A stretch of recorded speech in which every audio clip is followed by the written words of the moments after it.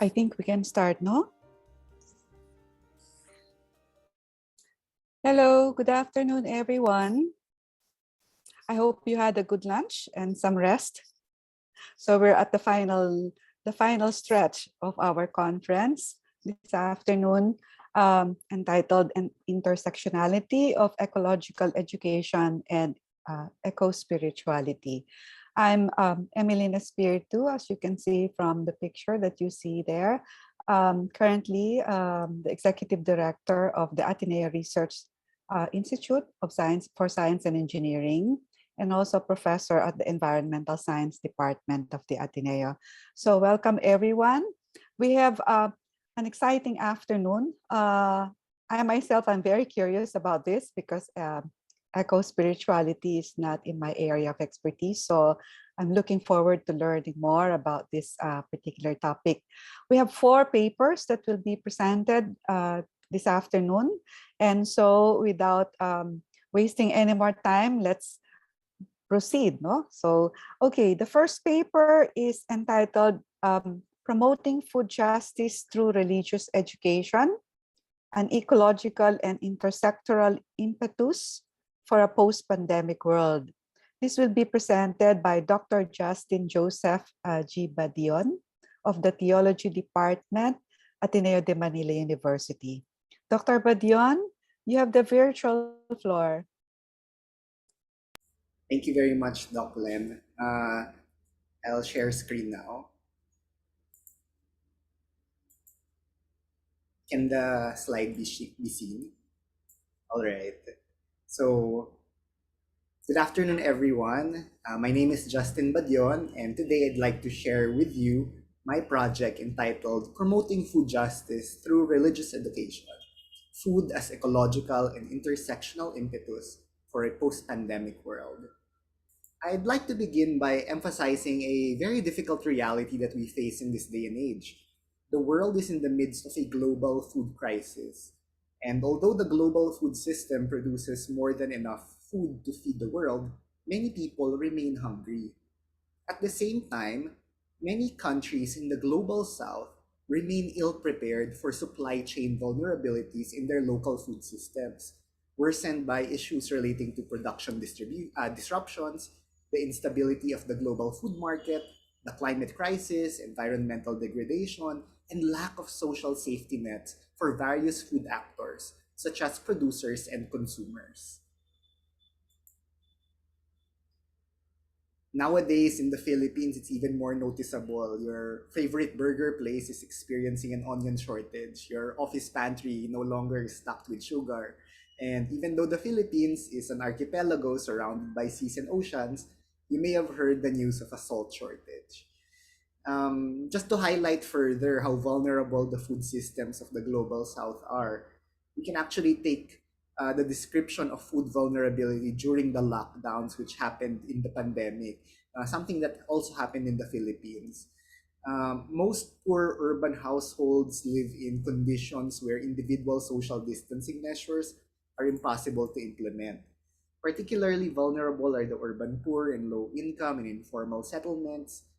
Within these areas, population subgroups such as female-headed households, older adults, day laborers, workers in the informal sector, the homeless, the migrants, the refugees. Hunger is driving desperate people to defy containment measures and turn to causing social unrest.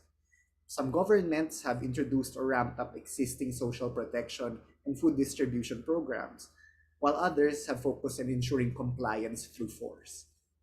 These descriptions sound very close to home, at least from the Philippine situation where we had very stringent lockdowns. People were not getting food, and that lack of access is an issue of justice. As we have seen, the pandemic has magnified already present vulnerabilities. And the situation is not just an issue of simple supply and demand. The crisis is systemic in nature and will require creative and systemic solutions involving all actors in the food system. You may have heard me use that phrase food system a lot, and it's a key concept. It's important to talk about it. Food systems actually encompass the entire range of actors and their interlinked value-adding activities involved in the production, aggregation, processing, distribution, consumption, and disposal of food products. These include producers such as farmers and fisherfolk, consumers and citizens like you and me, food companies involved in processing, service, retail. We have government, we have non-state actors, we have NGOs, and we have big institutions like the church. And I think that last point is where my project is coming from. As a part of the Catholic Church and as a religious educator in a Catholic university, I thought about what the church can do, but also what I can do to respond to this situation. Food issues must act as impetus for change, especially considering the church's commitment to justice as central to its faith. The church as a global institution must participate in the quest of ending hunger in all its forms, especially as it manifests in specific and diverse ways in our world today. During the pandemic, there was that rise of food pantries, and local churches were able to participate in it. Here we see Caloocan Bishop Ambo David with volunteers in his diocese having set up a community pantry project in San Roque Cathedral. Food pantries such as these helped stave off the threat of hunger amongst the urban poor, at least in the short term during the pandemic. But efforts like these are important, but we also equally need long-term efforts. This is a call for sustainable, renewable, and long-term initiatives, and this is a call for food justice. That call for food justice has many facets. Number one, it's an intersectional call. What do I mean by this? It recognizes how food issues and the food crisis affects people differently, depending on their axis of difference. And therefore, solutions and efforts we come up with must be attentive to and cater to these realities, such as race, class, gender, sexuality, disability, and age, just to name a few. At the same time, the call for food justice is a call that is ecological in nature. Food systems are dependent on the agro-ecosystem for the continued production and distribution of food. Sadly, human activity has modified and affected Philippine ecosystems, threatening the stability of the entire enterprise of food systems in the country. For both the sake of the actors in the food system and the sake of the ecosystem itself, change is needed.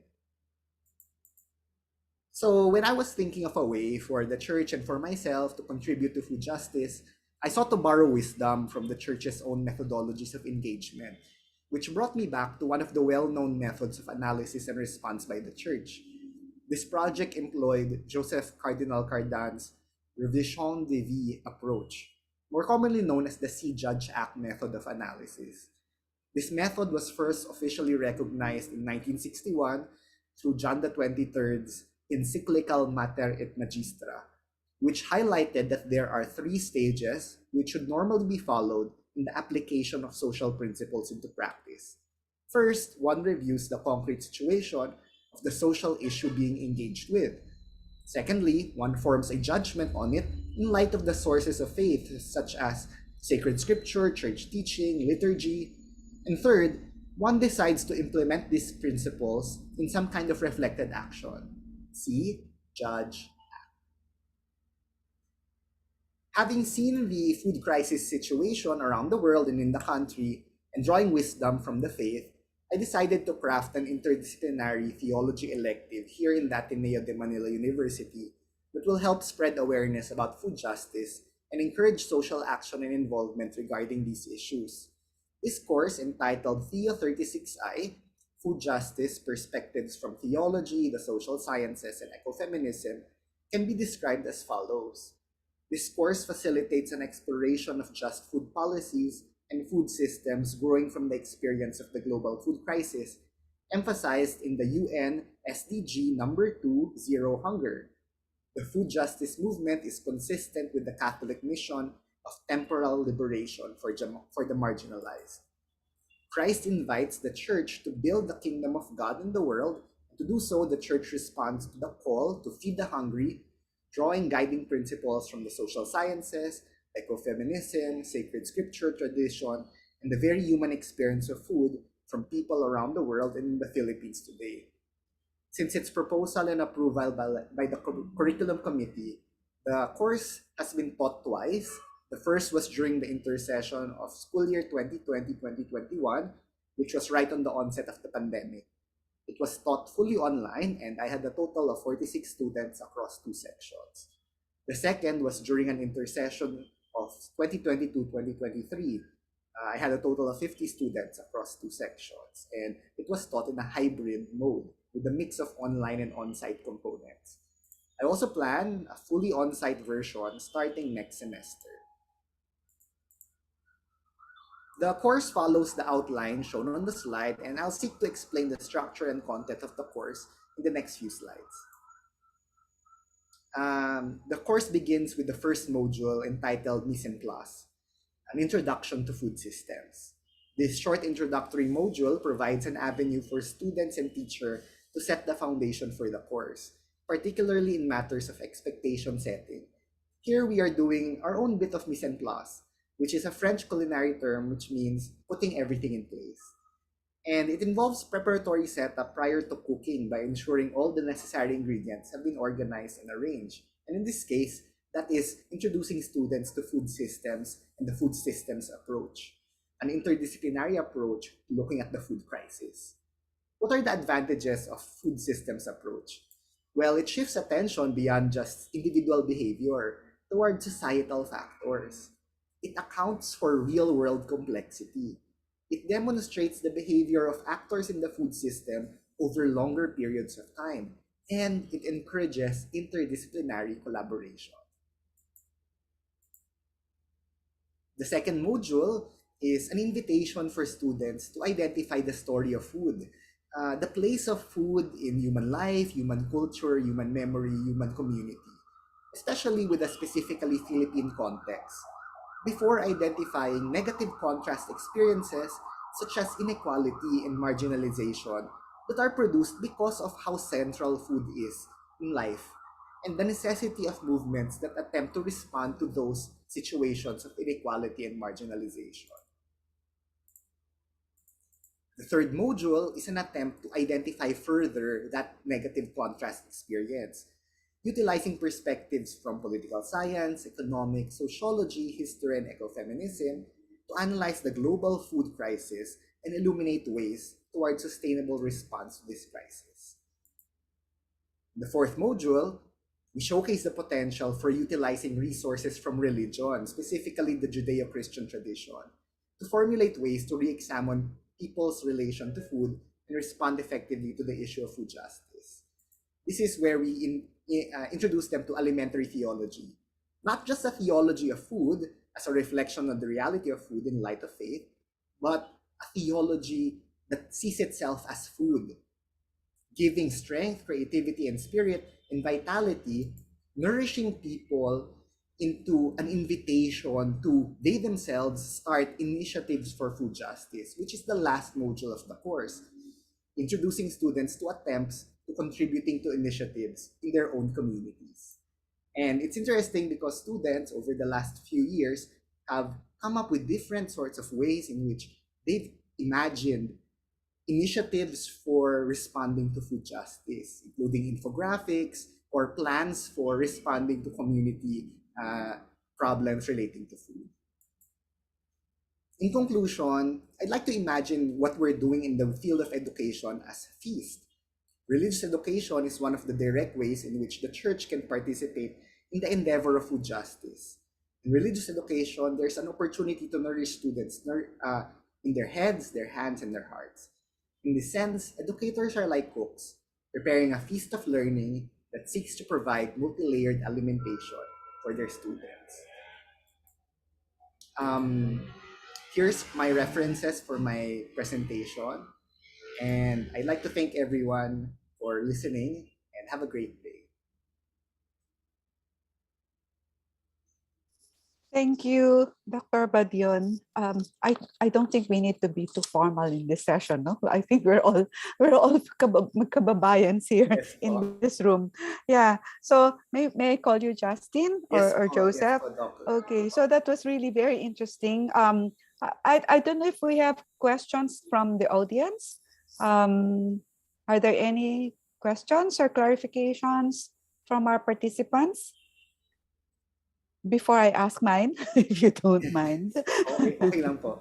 Yeah. Sige, I'll ask my question. In my training, no, we were made to understand that there are different kinds of worldviews, one of which is called the cornucopianist worldview, no? Where people are made to believe that um, there's plenty of everything, and that all of these are for us, for our own taking. No? How do we change people's attitude? Because there are still some who think of nature as something to be dominated, diba? From the concept of dominion. Atin yan, no? Gagamitin ko yan, para sa akin yan, or siguro para sa pamilya ko yan. How do we change people's perception and beliefs about the resources that we see around us? And in particular, maybe to food, or resources that where we obtain our food. Yeah, I think that that whole cornucopian mindset is very dangerous. We see it being practiced in all ways and forms in the food system. Even today, so many people think that soil is an infinite resource, when in fact it's a finite resource. When you think about it, that whole notion, Doc, of what you've mentioned regarding dominion, that's also something that we reflect on in elementary theology, to try and change the mindset of how we view the world as not so much domination as it is mutual flourishing. That co-creatorship and participation with creation is something that is a task for us as human beings. From a specifically Christian mindset, it involves also undoing some of the damage that has been done by wrong interpretations of biblical texts. Genesis in particular has been long used to validate a wanton abuse of nature, when in fact the reminder in Genesis and the rest of the Old Testament is that we are part of God's creation, and we are responsible as well for the well-being of not just human beings but also non-human reality. At the same time, look at the New Testament and Jesus's own vision of the kingdom of God.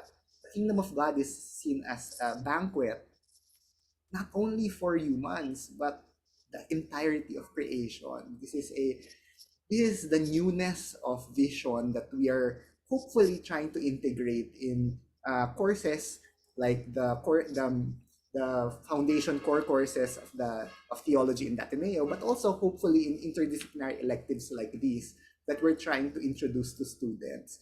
And so far, I'm excited because when I see the work that students are showcasing in the course, there seems to be a lot of interest and newness in perspective, that they always say, we didn't think of it that way before, but now Mhm. it seems like we become more aware that there's much more to it than meets the eye. And Mhm. I think that's the first step that we take as Mhm. educators, really trying to hopefully make them see that there's something amiss, but that they're also participant to trying to create solutions for it. And solutions can be done in so many ways across all the fields of inquiry that we have in the university. Yeah. Uh, Maybe just as a follow-up, no. I was in one of my conversations with my husband. He went on an immersion work in Japan, Yes. and he was amazed when they do parang homestay, no. Um, so he said, I was struck by something that I observed in a family when before they ate their meal, they start with the prayer, and kung ita-translate mo daw, the prayer actually means thank you for dying for me. No? That what is in front of you had to be sacrificed in order for you to be able to nourish yourself. No? And then I remember our ancestors had this very close relationship with nature, no? And somehow we kind of lost that, I think, no? Yes. We have this reverence for natural resources, rivers, mountains, no? Everything is communal, so to speak, no? You produce for the community. What do you think changed that? Now it's akin yan, no? Akin lahat yan. Pag hindi na kailangan, throw away, dispose. Di ba? For me, to borrow sociologist Charles Taylor's term of social imaginary, I think the social imaginary of people has been lost with regards to nature. Yesterday in the plenary session, there was a discussion on how vital stories were in keeping the tradition of closeness to nature alive. Our Mhm. stories about Encanto, Nunu sa Punso, True. these Mm-mm. are so vital, and they were in many ways the safeguards against abuse of nature, because we recognize that nature was alive, nature Mhm. was part and parcel of our reality. And I think stories matter in that sense. That's why I Mhm. think from the perspective of faith, uh, one of the ways in which we can enliven this connection between humans and nature is really keeping the stories of faith alive, and stories about the relationship of humans and creation. And it really is a matter of stories, because I think that's how people become very receptive of things. That's That's true. why even in the realm of theology, uh, the role of narratives and Mhm. engagement in narratives is so important. And to be able to recognize that one's own life story is part of a bigger story, a story greater than oneself. I think that's hopefully something that we can implement in terms of like education policy, in terms of the ways in which we teach, that it's not just about objectively, giving information to students, but if we recognize ways in which they might be able to become aware of their story being part of nature's story, of the world's story, then maybe that will begin a road towards doing something about what's going on in the world right Okay. Yes. Very interesting. Marami pa ako sanang gustong itanong, pero I wish we have more time for this, no? So thank you, Dr. Badion. Do we have questions, additional comments from our audience? I don't see anything in the chat yet. So anyway, maybe they can contact you, no? now. If there are any clarifications that they want to discuss with you on your presentation, or maybe get some tips on the way that you've handled all these courses that I'm very interested in them. Can I sit in your class? No problem po, no problem. Okay, so thank you, Justin. Thank you very Okay, much. let's give Justin a virtual applause. You can use the reactions on the, yeah, okay, thank you. Let's now proceed to our next speaker. The title of the paper is Laudato Si and Ecological Education, Teaching Environmental Ethics to College Students. This will be delivered by Dr. Roel Rito Senyo of the Theology and Philosophy area, School of Multidisciplinary Studies, De La Salle College of St. Benilde. Dr. Senyo, the virtual floor is yours. Thank you, Dr. Espiritu. Let me share my screen. Okay, so I hope you can see my screen. Yes. Okay, thank you.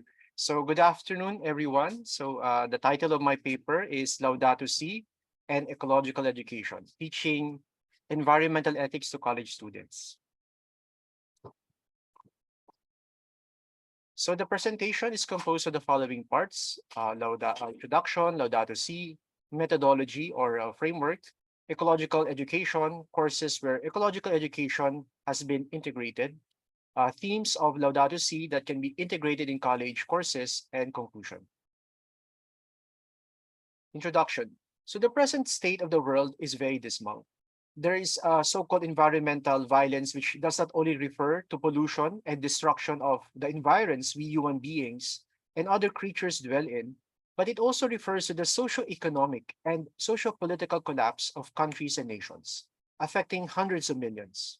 Of recent, this violence also refers to the virulent contagion, COVID-19, that has stricken more than 614 million and has taken the lives of almost 6.5 million people, not mentioning the humongous losses to economies and businesses all over the world.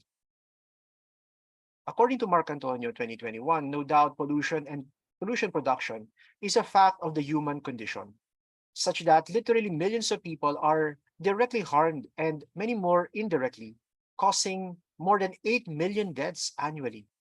The direct and indirect harm experienced by humans due to toxic and non-toxic pollutants put into a local and concurrently the global ecosystem through human activities and processes is indeed unimaginable and nightmarish in all aspects. According to Lava 2020, the rising cry of the earth and the cry of the poor makes this a critical moment of concern in the history of the planet. The prevailing profit-driven models of mass production, consumption, and development disproportionately affect the poor and the vulnerable, making them the first to bear the brunt of environmental problems. The poor are always at the receiving end of the effects of the choices and actions of the rich, famous, and powerful.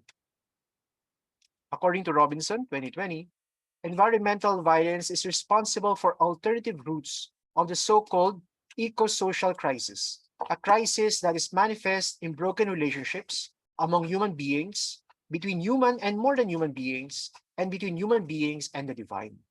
All the things gone bad in the world is continuously violated. What is violates what is good and right in creation, our common home. So Laudato Si on care for our common home is the second encyclical of Pope Francis published last May 24, 2015, which touches upon key principles of Catholic social thought, primarily stewardship or care of the environment. When one reads the encyclical, one can sense and feel the urgency in the Pope's words. The Pope is addressing this encyclical to all races, creeds, and backgrounds, because the act or work for the care of creation cannot be delayed nor sidetracked any longer. It cannot be done by only a few, but all of us are responsible. There's a need to act and not to just act, but to act fast before it is too late. So the framework that was used for this research was along the lines of doing theology or the Citizen Act, the process of social analysis, according to the guidelines of the Catholic social teachings. Although I did a couple of adjustments using as well the so-called pastoral circle.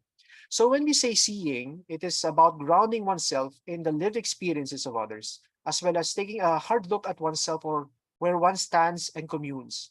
It can also include the resources that is available to oneself, whether it be print, electronic, or even through social media. It asks the question, what is happening? The word discerning is about taking the time to interrogate and to scrutinize the values, the belief systems, or the behavior and resources or materials that we have received, as well as striving to understand how these systems and structures of our society affects others. And it seeks, of course, to ask the question, why is this happening?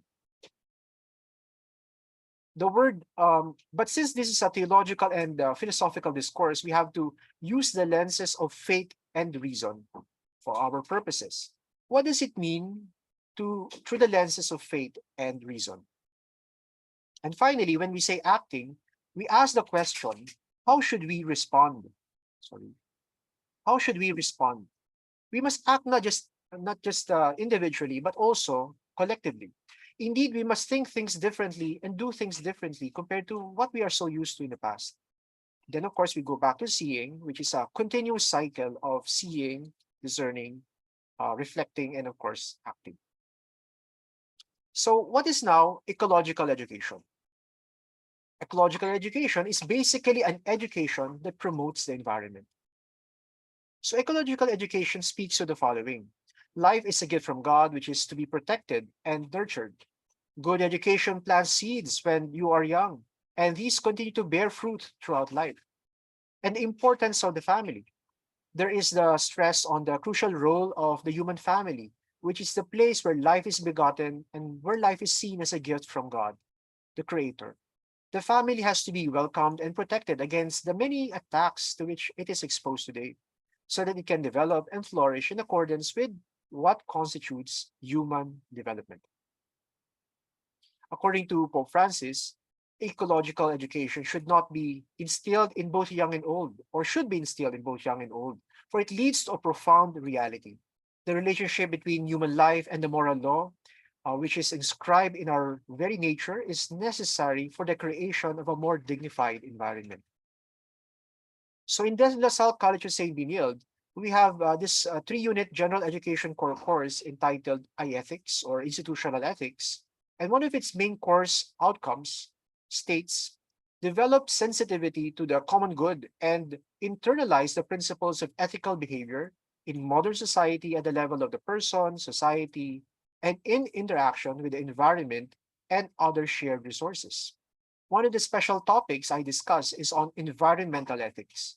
One particular learning outcome would be to identify and evaluate basic principles of environmental ethics. And I use, for example, the following activities or assessment tasks. We have a culminating activity named Ethics Bowl, and then we also have reflection activities. And prior to the pandemic, I did or used activities like coastal cleanups and tree planting activities. And these are the three topics or themes, okay, among the many topics of Laudato Si that I use in my discussions on environmental ethics that can also be integrated possibly in other college courses. So number one, we have here a need for a paradigm shift. Two, integrated and holistic ecology. And third theme is ecological conversion towards ecological spirituality. Number one, paradigm shift from our old ways to new. According to Barber 2020, to minimize the belief that humans are separate from nature, a new model of ecological citizenship is needed that views and appreciates familiar and mundane spaces as worthy of environmental protection. This new paradigm recognizes the interdependence of humans, the earth, and other species, that there is a need to overcome the concurrent technocratic paradigm and the throwaway culture by adhering to new values and ways of doing things. Take, for example, the promotion of the 3 Rs: reduce, reuse, and recycle. Number two, integral and holistic ecology. The encyclical dares to speak that there is both a need to act individually and collectively, which is a holistic way of seeing this advocacy and stewardship of creation. According to Pope Francis, there is a loving awareness that we are not disconnected from the rest of creatures, but are joined in a splendid universal communion.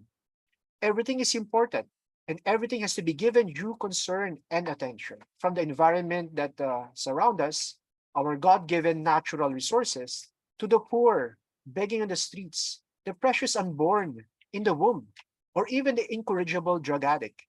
All of them are important.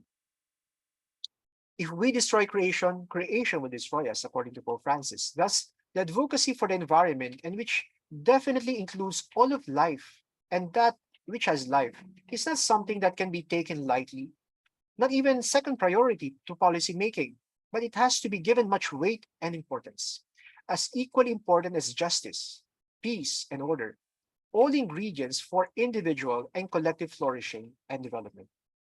And third, ecological conversion towards ecological spirituality. According to Hostetter 2017, the education of young and old will hopefully lead toward the type of ecological conversion, which is a conversion tied to ecological spirituality. Ecological conversion involves seeing the environment anew as a living organism, a gift of God, not as a mere resource that can be misused and abused. Finally, for the conclusion, so ecological education should indeed be part of not just tertiary education, but even of education in general, that is across all levels. It should not just be confined to formal schooling, but even to what we call as lifelong learning. It should definitely start in the confines of the family home, where everything good starts from and develops. Other than learning what can be done to preserve the environment, like sustainability projects and initiatives, there's equally a need to unlearn things that are disruptive to the environment, cultural and human relations. We also have to reconsider our thoughts about the church and even religion, her influence and impetus in a better light, because the fight against climate change and destruction of the environment and natural resources should not be a lonely fight. Through our individual and collective efforts, we can succeed. Lastly, we should all vie for an integral and holistic ecology that promotes ecological conversion and the spirituality of taking care of the environment and that of creation as a whole. It is high time to take the higher road of not just focusing on what we should do and how we should do it, but to very much consider the why of things and to go beyond the here and the now. Again, the title of my paper is Laudato Si and Ecological Education, Teaching Environmental Ethics to College Students. Thank you for listening. Thank you very much, Dr. Senyo. That was really very interesting. I read a message here on the chat box. Dr. Villasenor, would you like to turn on your microphone and ask your question?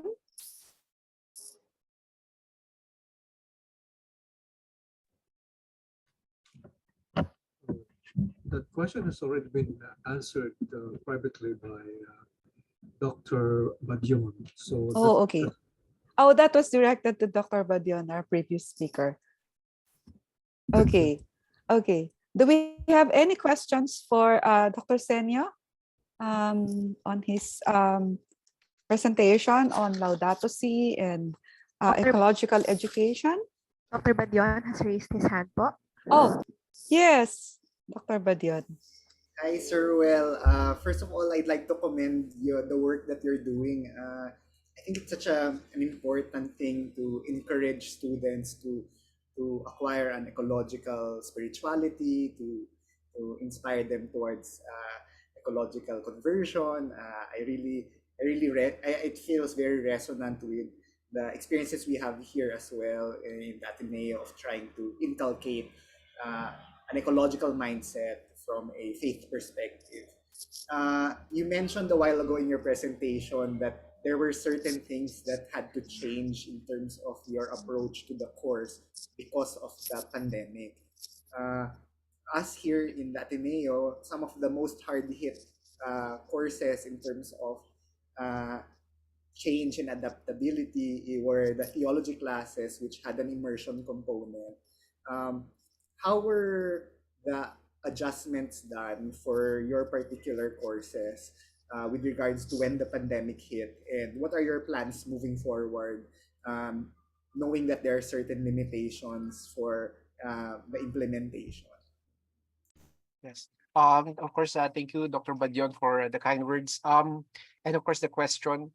I think insofar as our courses, or at least the general education subjects in courses in Benilde, specifically the theology and philosophy classes and courses, we are still fully online. So we cannot go back yet, as of at least for this school year, entire school year, to what we were doing prior to the pandemic, which is of course very sad. So we have to find ways. Of course, I think it may also be hard to require students to go by themselves, for example, to do coastal cleanups or maybe to plant a tree. It may still be against protocols, or you have to really take that into account. But again, it can be as simple as small acts of sacrifices, for example, or things like I think I did mention this in the paper that, for example, we also talk about minimalism in one of my discussions with them when it comes to ethics, that we can also practice some kind of some form of minimalism in our choices of lifestyle, for example, with how we dress up possibly, or the things that we buy. So maybe we can think of that. So it's more on the reflection part, and hopefully with our discussions and with some videos that we show the students, they may realize, because ultimately at the end of the day, it's really up to them to live out, no, their own way of the call of environmental justice, and of course of Laudato Si itself. So it's really up to them ultimately. So after reflecting, after discussing this in class, so hopefully they may imbibe and have their own way of putting it into practice. I think we have a question. Dr. Ibita, Malu Ibita raised Thank you her po. hand. Thank Sige you. po. Thank you, Doc Emeline, and thank you, Sir Yuel, for your presentation. It's good to see you and Dr. Badion in this forum. I was just wondering. First, I had like a funny thought when you were talking about the coastal cleanup, and like Binil is so close to the Dolomite Beach. So, but what I wanted to ask you is, how are you facilitating the move towards ecological conversion and eco-spirituality in this in the online ecological education that you're doing in say in Binel? Thank you. Nice to see you too, Doc Malu. Thank you for the question. I think so far, I mean, just to go back to that, the part of the coastal cleanup, the tree planting, we do not really do it within Metro Manila, but outside prior to the pandemic. So we have, I think, a community near Batangas area. So we visit for coastal cleanups and for tree planting activities. But of course, right now, I think insofar as how are we going to move forward, of course, with the setup we are in right now. Definitely we are we so far according to our plans, we are still fully online, as I mentioned. So we cannot really are not yet allowed to have some kind of face-to-face activities, at least for the general education courses, specifically the theology and philosophy. But insofar as the how we because I think among our students, most are of course Catholics and a lot of Catholics and Christians, but there are also students who belong to other faith communities among our students. But I think here, when we say spirituality here, although we may discuss Laudato Si and we may touch upon that and key concepts of social teachings, Catholic social teachings, still the spirituality can also still go beyond Christianity and beyond Catholicism. So even our Muslim students, even our students who also profess, for example, atheism, can possibly relate with the concept of somewhat the universal concept of spirituality here. So I think insofar as that, they can have their own ways. As I said a while ago, they have their own way of living out. For example, the call to spirituality or of the environment, whether they are believers or not, or whether whatever they believe in, as long as we do have that common goal of wanting to protect, to take care of the environment. Okay, so I think that also answers Dr. Maricel Ibita's question here in the chat. She said, "Hi, Sir Ruel, Laudato Si is easier to adapt in Catholic universities. How about in state colleges and universities?" So I think that also answers the question.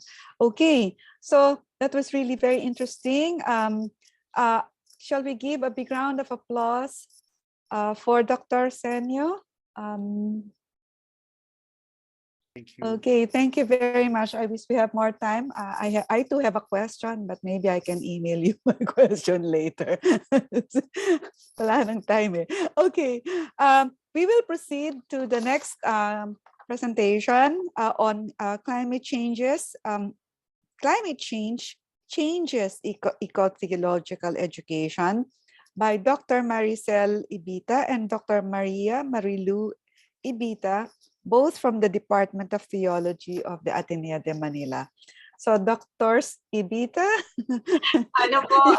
you can have the virtual floor. Salamat po. Si Sel po nasa Ateneo. I teach Okay. at La Salle University po. Oh, okay. Meron po kaming sibling rivalry. Okay. It was not in my notes. Sorry for that. Thank you for the correction. Thank you for this opportunity to join this conference on ecological education. Our presentation today is titled Climate Change Changes Eco-Theological Education. Record-breaking drought in Europe. devastating floods, and stronger typhoons in Asia Pacific. Rise of zoonotic diseases around the globe. These situations are indirectly and directly linked to the climate emergency. In a scathing article in 1967, historian Lin White charged that Western Christianity's anthropocentric understanding of dominion bears a huge burden of guilt on the roots of our ecological crisis. For him, what we do about ecology depends on our ideas of the human-nature relationship. More science and more technology are not going to get us out of the present ecological crisis until we find a new religion or rethink our old one. For Bergman, climate change changes religion. So, how do we rethink the old one as we face the challenges of climate change?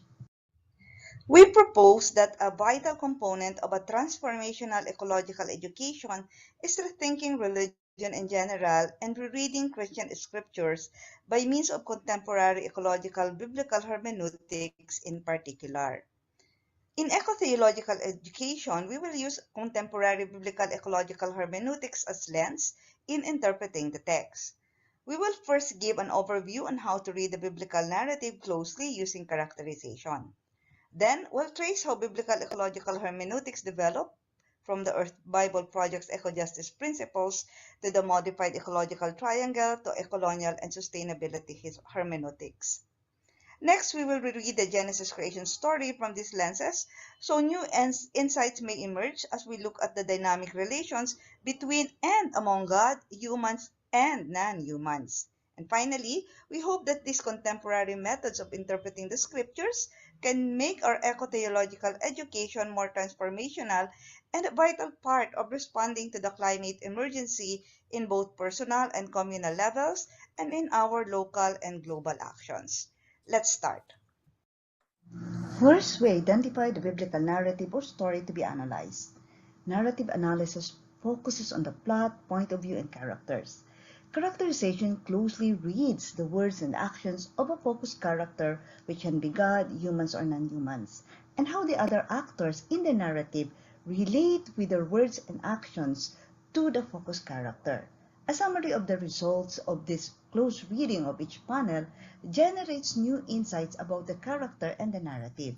In ecohermeneutics, we deliberately include the non-human creatures in salvation history. After characterization, we go to how our Australian colleagues started to reread biblical texts more systematically through the Earth Bible Project, working with scholars from exact and social sciences and with the hermeneutic of suspicion. The Earth Bible Project conceptualized the eco-justice principles to allow our reading of biblical texts to be more inclusive of non-human creation. The 6 principles are intrinsic worth, interconnectedness, voice, purpose, mutual custodianship, and resistance. The EBP sparked debates among colleagues. One criticism is its use of secular disciplines to evaluate the biblical text in relation with the climate crisis. In 2009, Hilary Marlowe proposed a more text-centered approach by way of creation triangle among God, humanity, and earth that seeks to identify ways in which the selected biblical texts exhibit interrelationship between God and non-humans, between God and humans, and between humanity and the non-humans. The triangle features God on top and on equal footing at each side, the humans and the non-human creatures. Marlowe asks the questions you see on the screen.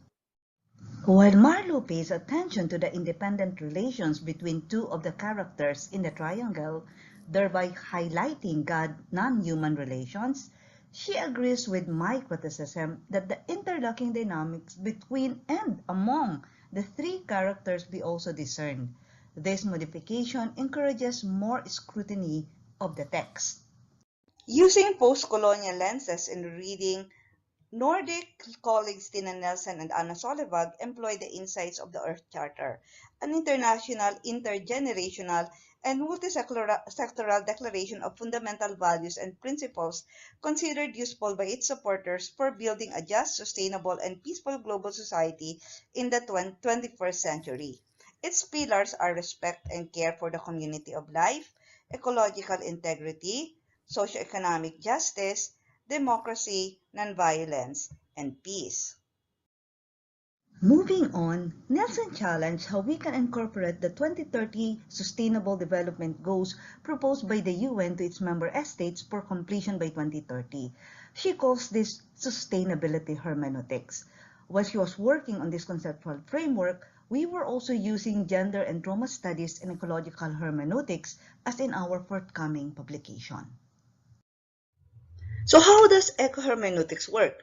Let's take the familiar creation account in Genesis 1 to 4a, and usually when we teach this, the focus is on day 6, creation of humans. We highlight being made in God's image and likeness with dominion or stewardship over all, which for White is the root of our ecological crisis. Using this drawing from the blog of Doug Kennard, however, we will be able to perceive the EBP's eco-justice principles. First, we see how intrinsic word details how God created each creature uniquely by word, while also being interconnected as the day flows into another. Days 1 to 3 form the general milieu, while days 4 to 6 the particulars, moving from being unfilled to being full of creatures that fly the sky, swim the seas, and roam the earth.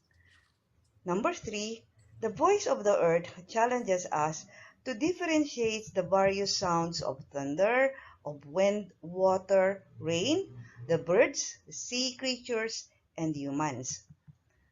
Purposive creation shows how in each day God turned chaos into cosmos. Mutual custodianship shows how days 1 to 3 provide each set of creature in days 4 to 6 the environment for them to thrive. Anything bad happening to its creature signals that there's problem to their habitat, and therefore resistance against injustice depicts that when these principles are violated, ecological crisis results. Responding to the question of modified ecological triangle, first, we discover that they are each made by God with intrinsic worth, purpose, and with mutual relations. Second, the narrative shows God's word is creative and purposive, that humans being made in God's image and likeness are tasked to be careful how to use words in co-creating a life-giving or death-dealing world. Third, while humans believe that by dominion they can rule over and exploit non-humans, we also know that in front of the might of other creatures, humans fail in comparison. Dominion stewardship is commanded only for the good of all creation. Fourth, as a counter-argument to those who only think that creation is made to be subject to humans, as in Psalm 8, modified ecological triangle makes us realize that the story of God's creation and salvation underlines God's unique relationship with non-humans also. If we think we are superior, this story of creation tells us that even the seahorses are older than us. The seventh day also tells us that God rested, and so should all creatures. The Sabbath is Judaism's insistence to stop economic activity that objectifies and exploits humans and non-humans. God's pronouncement that everything by itself and together is very good is God's no and resistance to the 24/7 business as usual world. The Sabbath command in Exodus 20 reasons that God rested after the 6 days of creation. In Deuteronomy 5, the Sabbath command reminds Israel that they were once slaves in Egypt, freed by God's might. From a post-colonial lens, we realize how colonization, then and now, exploits the creation community. The classification of plants, animals, elements, and peoples also signify economic interests of the colonial powers. Genesis 1's creation story is God's people's resistance against the gods and creation narratives of the Babylonians, where humans were created to be slaves of the gods. As Genesis 1 was composed by the priestly writers during the Babylonian exile, as evidenced by its orderly storytelling, the Genesis 1 creation story denounces the idea that the Babylonian gods are more powerful than the Lord. It resists the idea of humans as slaves by countering that they are made in God's image and likeness. Against the concept of a chaotic world, God is presented as ordering chaos to cosmos by word, imaging people with God's self and letting every creature rest. Employing the Earth Charter in our ecological education, we can also focus on colonial influences and the various indigenous beliefs and wisdoms in dialogue with biblical texts, resulting in identifying alternative dynamics among the divine, humans, and non-humans. How about using the UN SDGs to expand a transforming eco-theological education? Finding solutions to the complex climate crisis require interdisciplinarity. Faith groups and religious institutions should understand and contextualize the UN SDGs for planetary sustainability. When we rethink Genesis 1's dynamic from general to particular, we can understand that the 5 Ps of the UN SDG themes can have the same movements from planet to people, partnership to prosperity, and peace. They also depict that the principles of intrinsic worth, interconnectedness, and mutual custodianships are vital in partnership towards prosperity. Listening to the unique voice of each creature leads to the divine voice that proclaims the very goodness of creation community, where there is no voice resisting against each other as they all thrive in peace, from Sabbath to biblical shalom.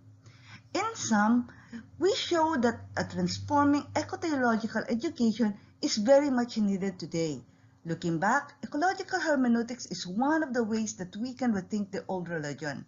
Looking forward, climate change should change religion and the interpretation of religious scriptures too. Thank you so much. We look forward to your questions, comments, and insights. Thank you very much. Big hand, virtual clap for the two doctors, Evita. I'm sorry for the mistake. No. Okay. Do we have any questions coming from our participants or clarifications? Okay, Dr. Badion, yes, please. Ma'am Sel, Ma'am Malu, good afternoon po. I just wanted to, first of all, very much in awe of the depth of the research that you've done on ecological hermeneutics. It's really very impressive, and I think that's very much applicable in theological education, especially hopefully here in the Philippines. I think one of our challenges, and this is my question really, is um, I think that just like in the morning plenary, the challenge is in popular discourse amongst people, there's not yet a sense of an ecological crisis. They still think climate change. Mm.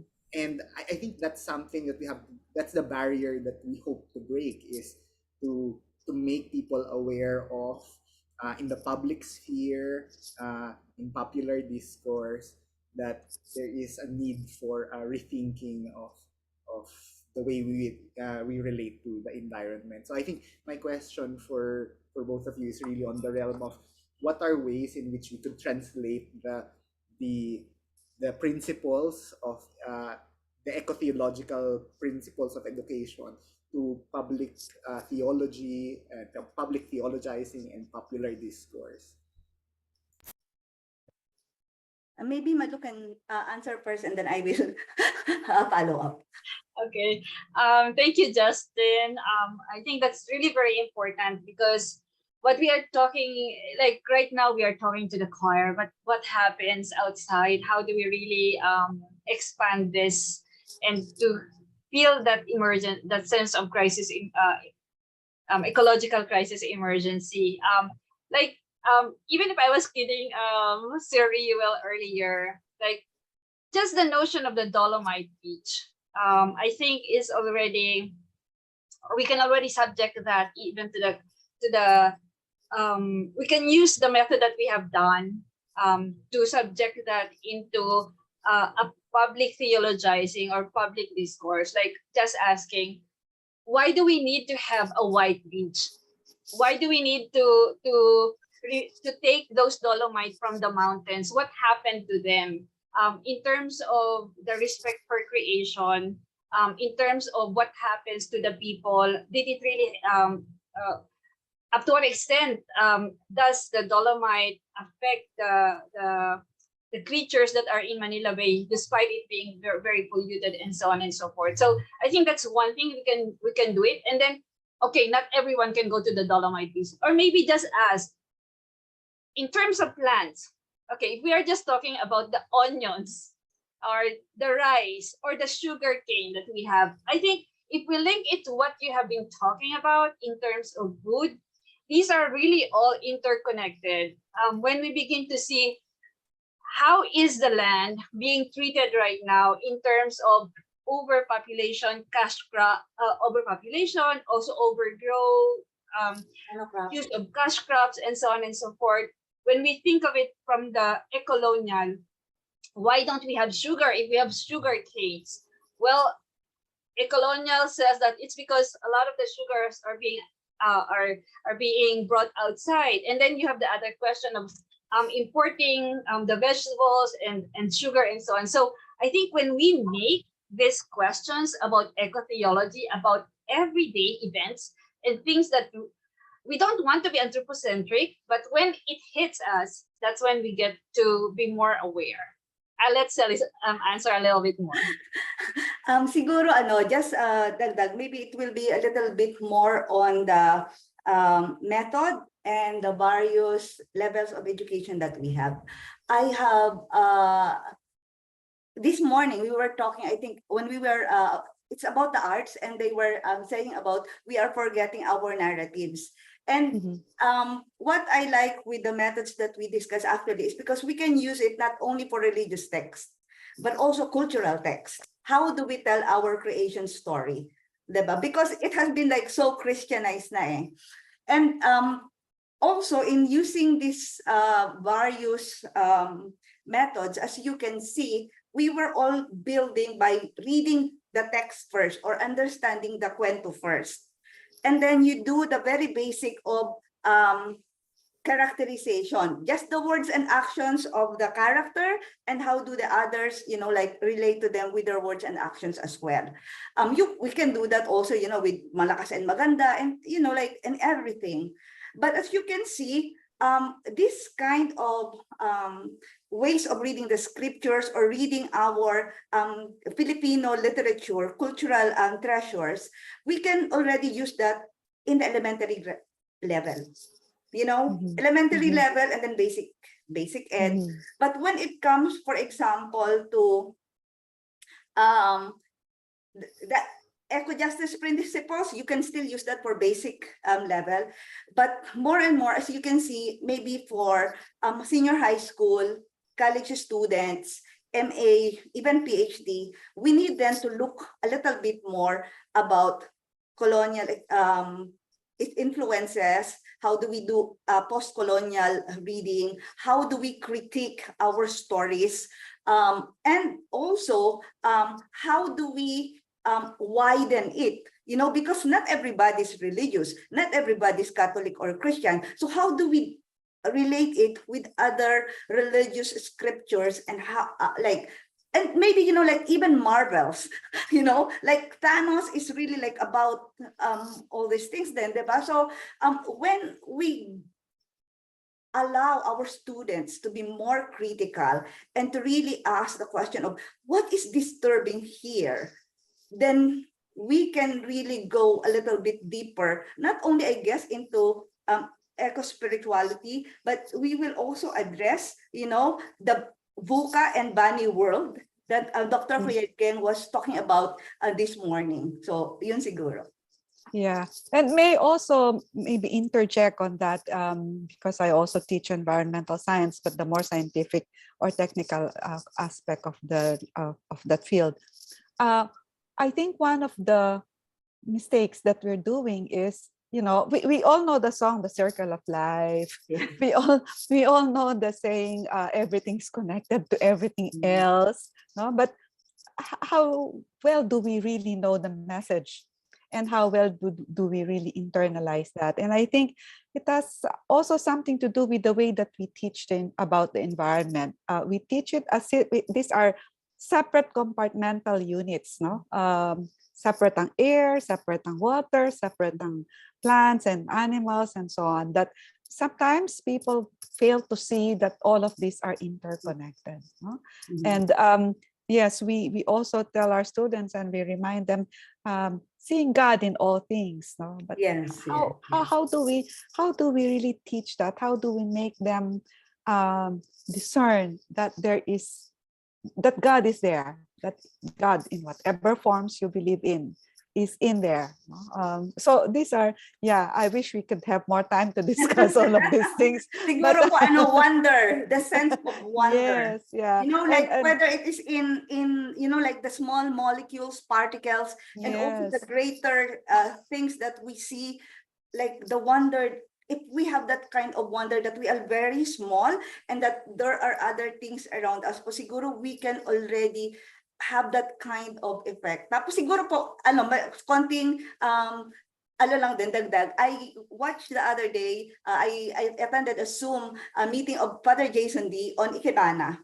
And I love how Father Jason D, for those who do not know, is a Jesuit priest, he's an artist, and every day in the Radio Katipunan Mass, he prepares a floral arrangement. But for him, when he prepares the floral arrangement, it is a work between him and the flower. yes, that's So it's true. not just him doing all these things, but it's really like, like respecting what the creatures can also give to us. So there's this kind of mutuality. And in that case, then we also like lessen the dominion as if we are higher than us, but just within the limit of what is good. So yun po. Thank you po. Yeah. Okay. Kailangan mas marami tayong oras dito. No? I wish we have more time to discuss this. It's really an interesting conversation that we're having here. No, but we have to move on. Our next speaker, last but not the least, is waiting to share with us his views on the ecological ethics of Laudato Si, its pedagogy for greener schools. This will be delivered by Dr. Antonio Levi Ingles Jr. from the De La Salle College of St. Benilde. Dr. Ingles, the virtual floor is yours.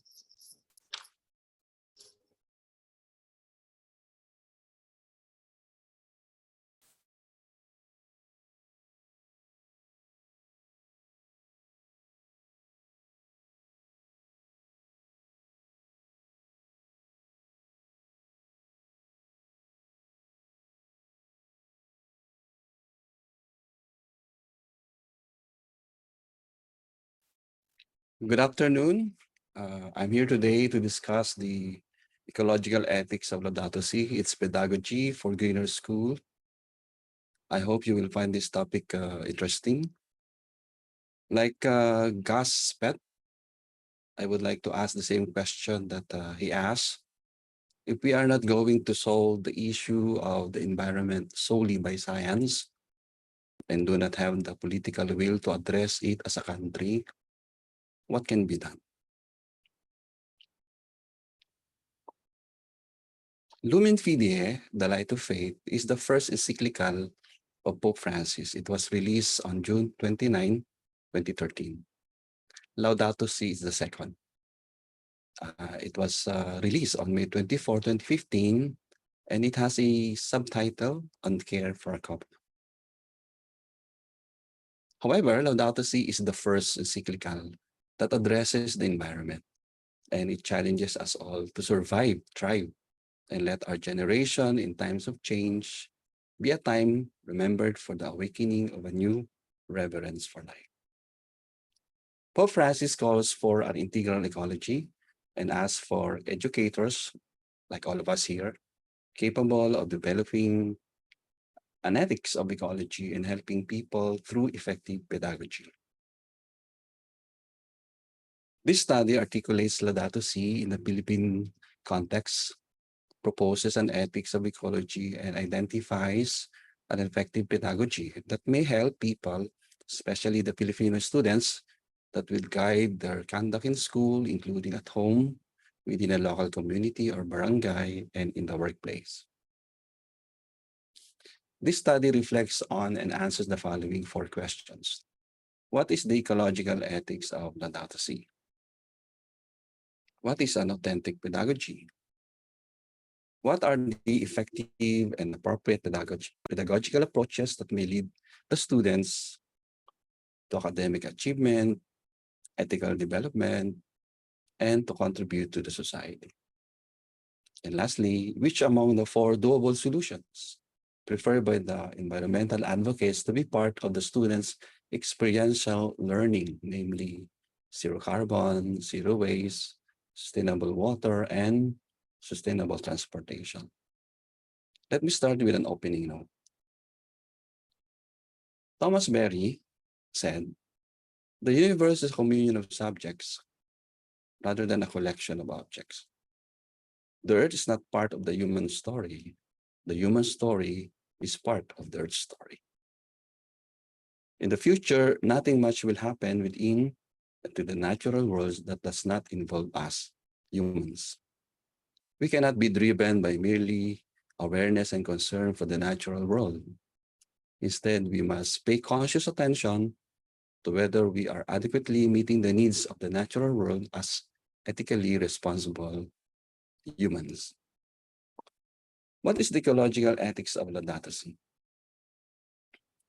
Integral ecology is the heart of Laudato Si. It's a new concept, a new paradigm of justice, but it echoes the old biblical concept of justice, the Hebraic covenant theology, which is best translated as relations or right relations or life-giving relationship. I got this from Fullenbach way back in 1998, and he had a seminar, no webinar back then yet in De La Salle, and he talked about this topic. To God, to oneself, to our fellow human beings, and to creations. Cardinal Tagle said, Laudato Si invites us to recover the interconnectedness of relationships. My relationship with God, with other people, and with the earth determines the way I relate to myself. Human life is grounded in these fundamental and closely intertwined relationships. Actually, in Laudato Si, Pope Francis talked about the threefold relationships, no? As mentioned a while ago in the previous talk. But I would go for the fourfold relationships with God, with our fellow human being, with the earth, and with the self. And according to the Bible, these vital relationships have been broken, both outwardly and inwardly. This kind of rupture, breaking or bursting, is sin, and it's called tohu wabohu. And we can only achieve the opposite of which, the harmony, which is shalom, between or among the Creator, humanity, and creation as a whole, was disrupted, unfortunately, by our presuming to take the place of God and refusing to acknowledge our creaturely limitations. Social and eco-justice are very much linked now. We have to realize that a true ecological approach always becomes a social approach. It must integrate questions of justice and debates on the environment so as to hear about the cry of the earth and the cry of the poor.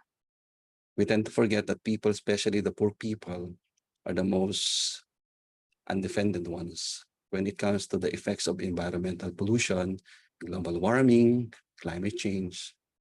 Poor people rely more directly on the environment for their survival, and they are most on the receiving end of environmental problems. As environmental damage increases, environmental problems cause severe suffering to the poor. The problem is that we still lack the culture needed to confront this crisis, according to Pope Francis. Laudato Si really is not about climate change only or climate emergency, but solving even climate change and maybe the climate emergency that we are in now will involve a change in human culture, referring to ethics. At his general audience way back in May 21, 2014, Pope Francis said, "This must be our attitude towards creation, safeguarding it, protect it. Because if not, if we destroy creation, creation will destroy us. Don't forget that." What was the impact of change for climate change to us Filipinos.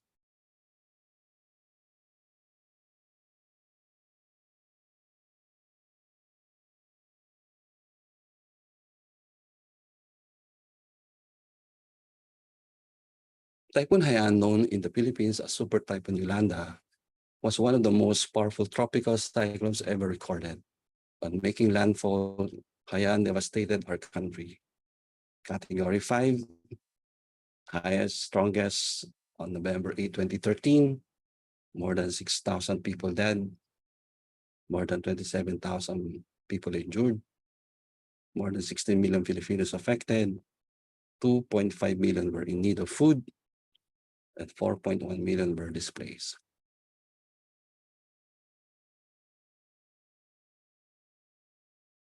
It took a while, from 2013 to 2015, Pope Francis went to our country. It was an apostolic and state business from January 15 to 2015, if you still remember that. And on January 17, 2015, Pope Francis arrived in Tacloban, Leyte to console the Yolanda victims. What is an authentic pedagogy? This is a teaching approach that facilitates authentic learning through the initiation and management of student-centered authentic tasks. Such tasks require the application of critical inquiry leading to the construction of knowledge, the solution of complex problems, or the production of a meaningful real-life outcome. Environmental education should facilitate making the leap towards the transcendent, which gives ecological ethics its deepest meaning. Environmental education seeks to restore the various levels of ecological equilibrium, establishing harmony within ourselves, with others, with nature and other living creatures, the non-humans, and with God. What are the effective and appropriate pedagogical approaches? First, find a model, find a hero, find an inspiration. And Saint Francis was a mystic and pilgrim who lived in simplicity and in wonderful harmony with God, with others, with nature, and with himself. Second, apply an effective instructional approach and principle that I learned in De La Salle when I took my education. So incorporate and to interrelate environmental education based on integral ecology and authentic learning, we have to spell out in some key ideas of the instructional principles from the theory of constructivism based on Wilson and Honiben. According to Wilson, learning environment is a place or community where people can draw upon resources to make sense out of things and construct meaningful solutions to the problems. According to Honiben, situating learning in realistic and relevant contexts or environments and social experience are necessary for an effective teaching. Third, we have to provide an example.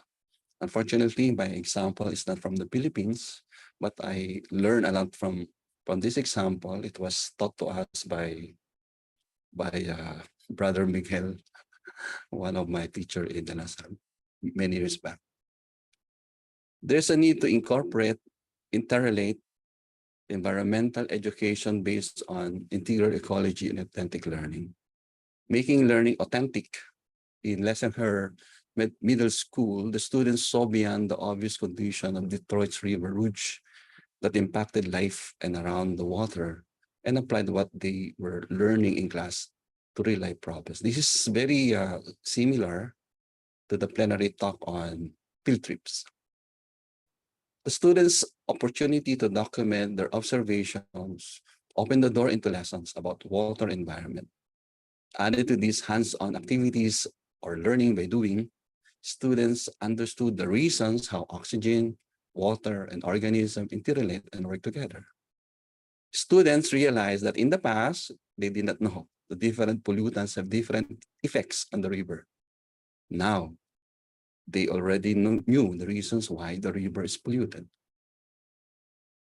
With authentic learning activities, students engage into They gain a deeper understanding of the scientific principles they were studying, and they realize how human activities impacted the environment's intricate balance. Students were taking charge of their own learning and engaging in inquiry and projects that they cared about. As a matter of fact, these students have made presentations to the local friends of the Rouge Advocacy Group about their findings. What are the doable solutions preferred by the environmental advocates? To identify a doable solution that may be part of students' experiential learning, I conducted a very short survey, okay, to choose from the following: zero carbon, zero waste, sustainable water, and sustainable transportation. Out of 200 environmental advocates who were emailed by me and invited to take the online survey to choose a more practical and doable solution for the greener schools in the Philippines, unfortunately, only 70 of them responded. 70 environmental advocates are asked to identify among the 4 doable solutions that may be part of the student's experiential learning, which the student may apply in any of the 4 areas, namely at home, in school, within a local community or barangay, and in the workplace.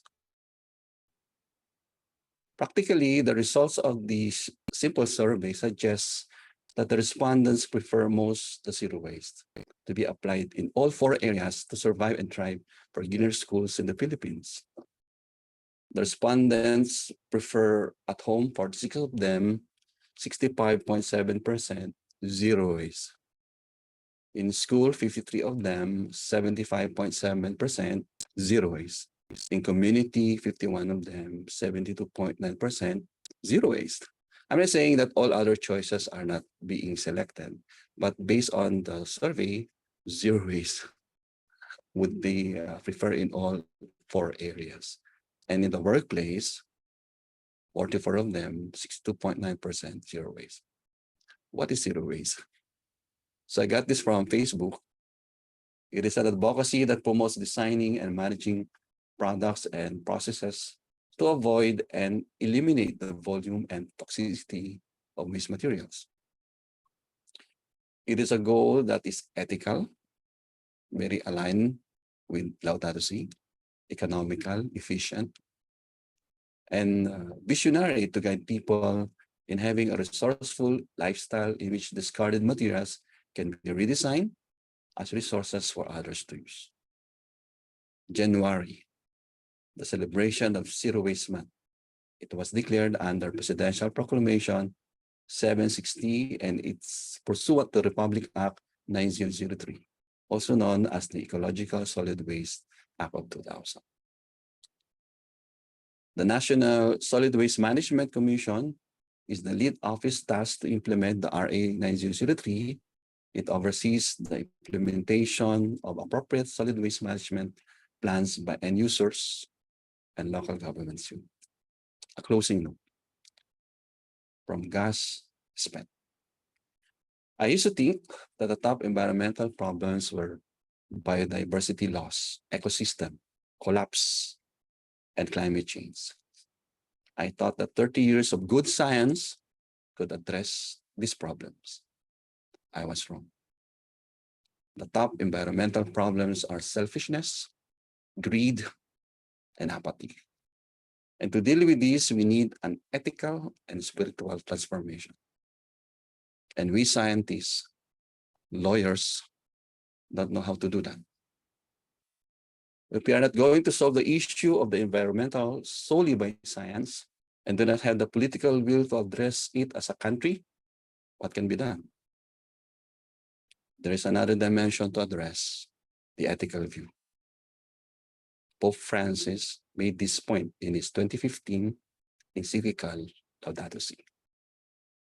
Thank you very much for your kind attention throughout this presentation and for staying with me until the end. If you have any questions you would like to ask, I will be happy to answer them the best I can.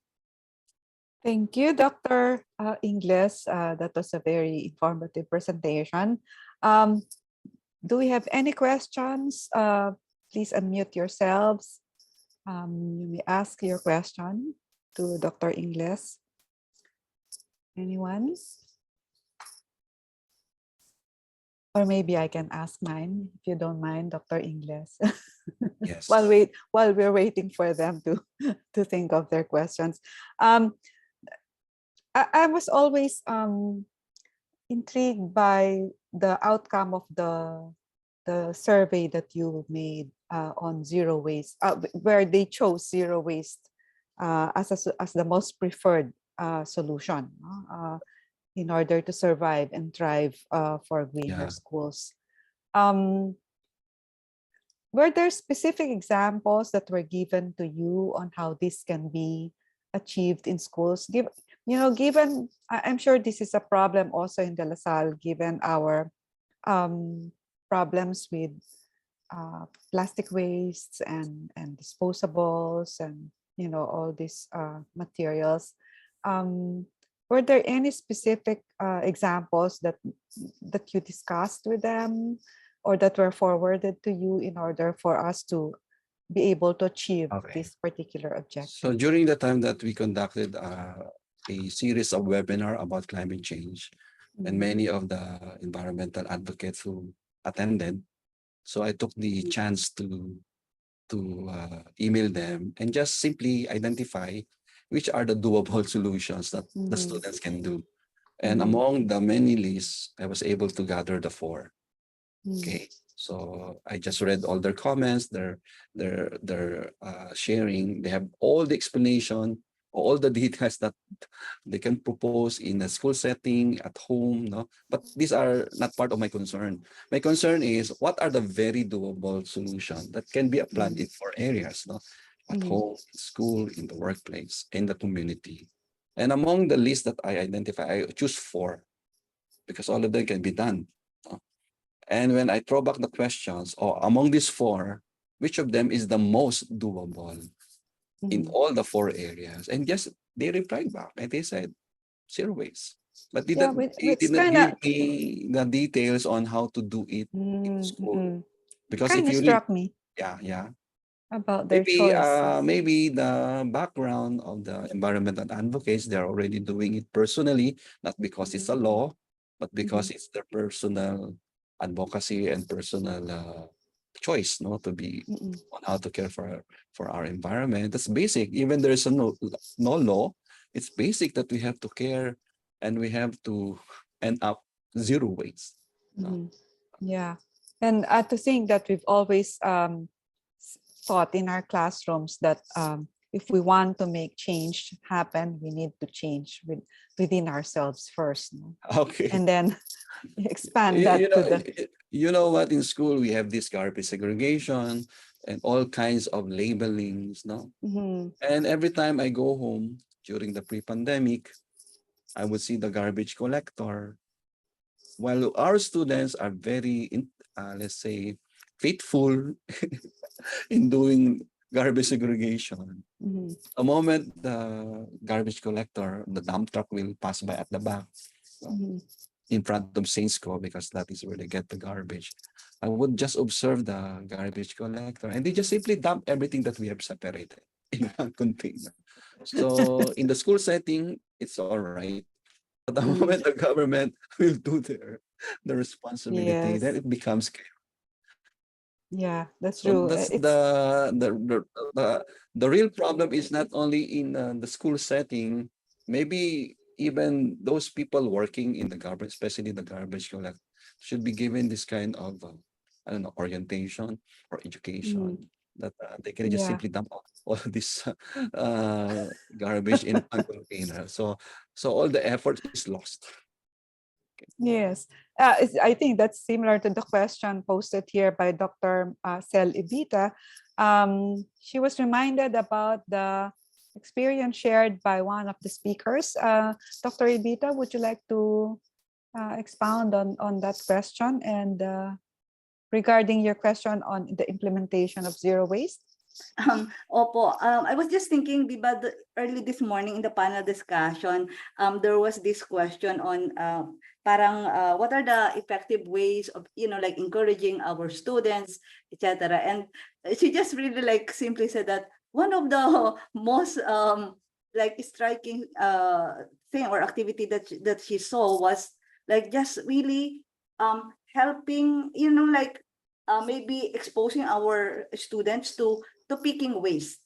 And I guess that that's also very important. I was struck actually by what you said earlier, Dr. Len, about the Japanese, like praying that thank you for dying for me. I remember watching in YouTube that in their elementary schools, they don't have janitors. The children themselves are the ones who clean up, the school. So it's like in the public school where you have sweepers, etc. Because I guess that not only do we care about the waste that we produce, but also we start to care about our basureros. Diba? Because they are, like, for example, during the pandemic, they are so exposed to, like the medical waste and everything. So I was just really thinking that, like even the problem of solid waste management is so discriminatory. Yeah. We think of people cleaning up after our mess, and I guess that's also another, like cultural change, spiritual Yes. change that we need to maybe, like do and implement maybe also in our schools. So thank you po. Yeah, Very which practical. which reminds me of one message that we all hear, but I don't know if we really take it seriously. Yung out of mind, out of sight, out of mind mentality. You know, um, if it's not within your sight, wala kang pakialam, or you do not care, diba? And that is really so sad. When, in fact, again, another saying is that we all live downstream. So whatever happens upstream, we're all in it. We're all affected by it. But there's also a problem with the systems that we have in place, and this is what Dr. Badion also mentioned in his comment, that we need to make the systems approach more accessible to the public. Okay, do you have any final words, Dr. Ingles, before we close our session? Just to tell you that I just try to integrate what I learned from education principles, because I tried to look into what kind of principles that will really work among the school setting, but beyond the school is at home, in barangay, and in our workplace. But no matter how much the principle is working in other countries, how come it doesn't work in our country? So sometimes it's also a big mystery, no? It's cultural. So if you happen to, if you're lucky to be able to go to other countries and see how they do all these kind of, and you would try to, how come they can do it, and how come in the Philippines we can't? So where is the problem? So somebody said that maybe because we see the country as forest, and we can just throw anything because we look at the garbage as something that will recycle by itself. That's true. Yeah. Yeah. I well, maybe just to add to that, and before we close, in one of my sessions, I said we have so little water that we can actually use. Like a teaspoon compared to a drum. This is how little water that is usable or potable.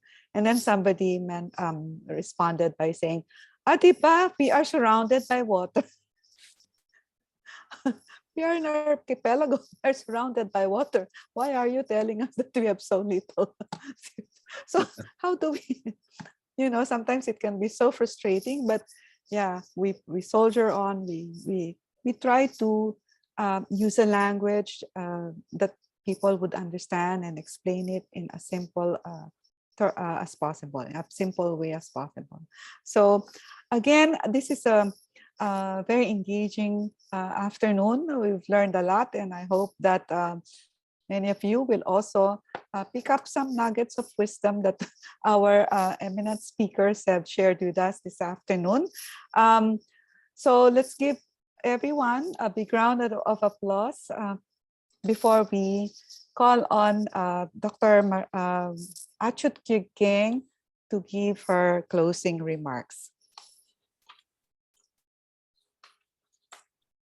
So Dr. Kyugeng, Jean, before you play the video, is currently the former executive director of the Ateneo Institute of Sustainability. And now she's the first executive director of the newly established Lili Gokongwei Ngoshua Leadership Academy of the Gokongwei Brothers School of Education and Learning Design here in the Ateneo de Manila University. So let's give a listen to Dr. Kyugeng with her closing remarks rather. Hello,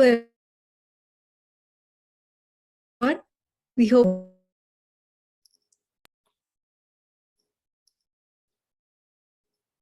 and conference participating in the events yesterday and today. We hope that the lecture and panel discussions yesterday gave you insights on what we can learn from those who came before us, from those who understood that they were part of the natural world and that their activities impacted not only the environment, but also their own societies and resources. We hope that the lectures and panel discussion this morning inspired you to become engaged as citizens who will help define a more positive future. This afternoon was more focused on your interests. We hope that the session gave you ideas for your own work, as well as ideas for collaboration. Special thanks to Dr. Emilyn Espiritu for moderating the session. And to all the participants, thank you for making time for this session. As we end this conference, we invite you to join us in the future activities of the ASEAN University Network on Ecological Education and Culture. Stay safe and well. Maraming salamat po at mabuhay. So thank you very much, everyone. I hope that we see each other in other forums like this and get to know each other more. But I think the conversation can continue. No? We have each other's addresses and contact details, so it will be easy. Thank God for technology to help us go through that.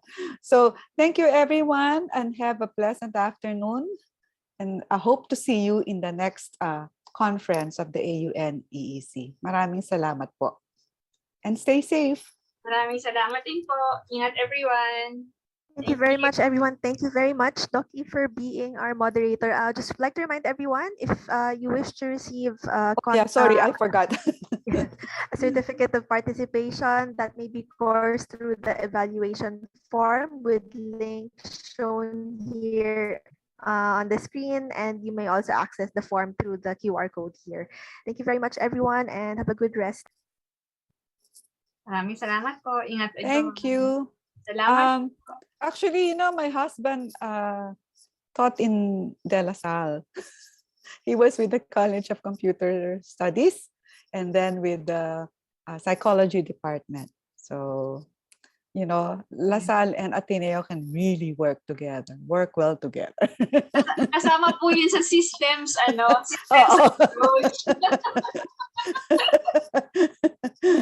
It's true. We are really at the forefront, Yes. We're at the frontiers, also with UP. So marami po tayo talagang magagawa, especially that's on true. public policy po. Totoo. Yeah. There used to, I remember a time in the Ateneo when we had so many conversations with yung mga science departments. Yes. We used to have